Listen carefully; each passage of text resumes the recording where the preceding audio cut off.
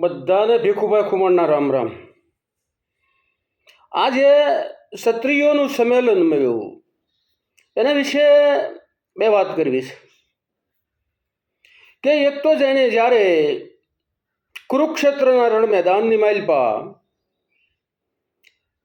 કૌરવ પાંડવોની લડાઈ થવાની હતી અને એ વખતે કુરુક્ષેત્રને અંદર ચારે કોરથી આવી અને પોતપોતાના આવાસ ઊભા કરતા હતા, એટલે રાવટીઓ ઊભી કરતા હતા. અને ત્યારે એક ટીટોડી એ વ્યાકુળ થતી હતી અને ભગવાન શ્રી કૃષ્ણે પૂછ્યું કે તું હું કામ વ્યાકુળ થશો? આ તો કૌરવ પાંડવોની લડાઈ છે.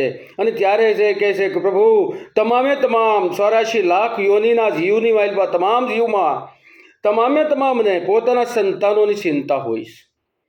એ મારા સંતાન એટલે કે મેં ઈંડા અહીંયા મૂક્યા છે અને એને આકાર હું સેવી ન શકું અને એ ઈંડા અહીંયા પીડ્યા છે એટલે એનો નાશ થાય તો મારો વંશનો પણ નાશ થાય, એટલે હું વ્યાકુળ છું. અને ત્યારે ભગવાન શ્રી કૃષ્ણએ કીધું હતું કે તું ચિંતા કરતી નહીં, એ ઈંડાની જવાબદારી મારી, તારા ઈંડાને હું સલામત રાખીશ.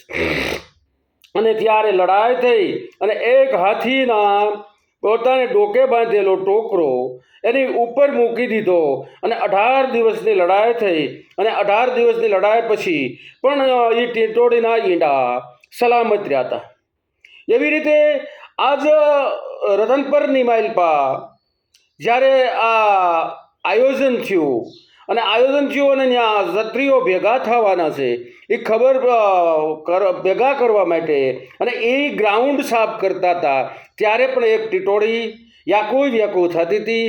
અને એમ હું માનું છું મારી રીતે કે ત્યારે અદૃશ્ય પણ ભગવાન કૃષ્ણ ભગવાન પ્રગટ થયા અને કીધું કેમ વ્યાકુળ થાત કે પ્રભુ દ્રાપરની માઇલપા તો તમે મારા ઈંડા ઉગાડી લીધા હતા, પણ આ કલિયુગની માઇલપા અહીંયા પણ એક ક્ષત્રિયોનું એટલે એ એક પ્રકારની લડાઈ છે અને આ લડાઈની માઇલપા અહીંયા મારા ઈંડા છે, એનું શું થાય? અને ત્યારે કીધું હતું ત્યારે તો હું ટોકરો મૂકી દીધો હતો, પણ આ વખતે તો મારે ખુલ્લા ઈંડા તરફ બસાવી લેવા છે. અને ત્યાં ટ્રેક્ટર, જીસીબી, બધાએ બુલડોઝર બધાએ થઈને ગ્રાઉન્ડ સાફ કર્યું પણ તો પણ એ ઈંડા સલામત રહ્યા. અને ત્યાર પછી મંડપ રોપાણા, મંડપની માઇલપા બધાએ લાખો લોકો આવ્યા અને તમામ આવ્યા અને સભા પૂરી કરી અને નીકળી ગયા. અને ત્યાર પછી પણ એ ઈંડા સલામત હતા તો ભગવાન શ્રી કૃષ્ણ ત્યારે પણ હાજર હતા. અને હું એમ માનું છું ક્ષત્રિયોને માટે આ એક પ્રકારના સૂર્યદેવની કૃપા કહેવાય. અને એટલો બધો સમાજ કે જ્યારે આ સમાજ એવી કોમના લોકો જ્યારે રાજ કરતા હતા અને એ રાજ કરતા હતા, એ લોકોએ લોકશાહીની માઇલપાની વાત કરું છું, ત્યારે એ રાજ કરતા હતા ત્યારે એને એમ થયું કે આ મારી કોમના લોકોને આ ક્ષત્રિયો જ પૂગશે, બીજા કોઈ પૂગી નહીં શકે. એ માટે આ ક્ષત્રિયોને ભાંગીને ભૂખો કરી નાખવા જોઈએ. ક્ષત્રિયો અમારી કોમના, વિચાર કરજો, હા બોલજો, મારા શબ્દો પર લક્ષ આપજો કે એ જે સત્તા ઉપર હતા એ એમ વિચાર કરતા કે અમારી કોમનાઓને બીજા કોઈ અમારી કોમનાઓની આમાં લડી શકે એમ નથી એક ક્ષત્રિય સિવાય, તો આ ક્ષત્રિયોને ગમે એમ કરી અને લડાઈ લડી ન હકે એવા કરી નાખવા જોઈએ. એટલા માટે જ્યારે વલ્લભભાઈ પટેલે બંધારણની માઇલપા લાવી અને પેઢી દર પેઢી સાલિયાણા દેવાની જે વાત હતી, એ સાલિયાણા કોઈ પણ જાતના બાંધછોડ કર્યા વગર, કોઈ પણ પ્રકારની જાહેરાત કર્યા વગર અને એક ઝાટકે બંધ કરી દીધા. છતાં પણ સંતોષ ન થયો અને એને એમ થયું કે આ લોકો હજી નહીં ભાંગે, એટલે એને કોઈ પણ હિસાબે કંગાળ કરી દેવા માટે ટોચ મર્યાદાનો કાયદો લાવ્યા કે જેની કોઈની પાસે જાજી જમીન ન રહે, એ કાયદો લાવ્યા.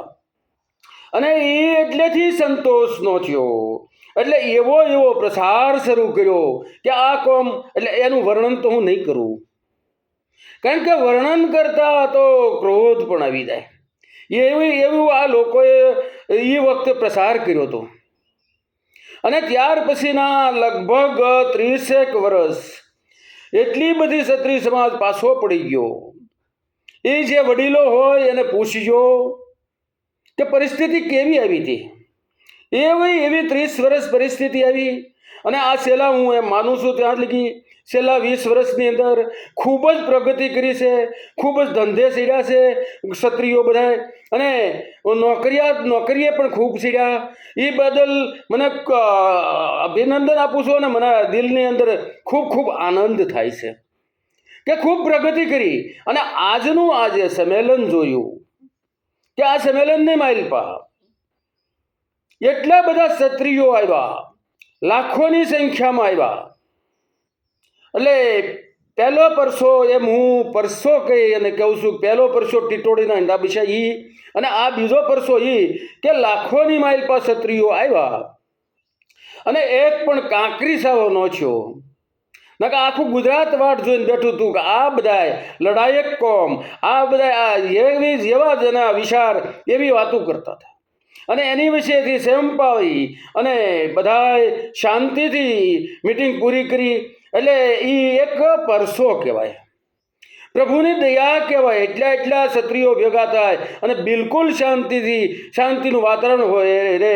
કારણ કે કોઈ જ્ઞાતિ કોઈ દિવસ સર્વોપરી હોતી નથી, અને આખી જ્ઞાતિ કોઈ દી એક થઈ ન કે કોઈ પણ જ્ઞાતિ એના વિરોધી હોય ને હોય જ. અને વિરોધીઓ એની માઇલપા ફૂલફાટ કરાવવા માટે કરતા હોય, પણ આની માઇલપા કાંઈ ન હેલ્યું. અને બહુ સારી એવી મિટિંગ ગઈ અને ખૂબ ક્ષત્રિયો એકતા બતાવી, એનું મને અભિમાન છે. અને આવી રીતે હરેક વખતે એકતા દર્શાવજો, આવી શાંતિ રાખજો. જ્યારે નાયતને જરૂર પડે ત્યારે આવી રીતે ઉમટી પડજો, એવી હું આશા રાખું છું, અપેક્ષા રાખું છું. અને બીજે મારે હવે છેલ્લે એક નાને મોટી વાત લાગે તો માફ કરજો, પણ એક એટલી વિનંતી કરું છું કે કોઈ પણ બાબતની માઇલપા સમાધાન કરવું હોય તો એની માઇલપા બાંધછોડ થાય. અને આપણે એટલું કરી અને બાંધછોડને અભાવે જીતેલી બાજી હારમાં ન પલટી જાય એટલું ધ્યાન રાખજો. જય માતાજી.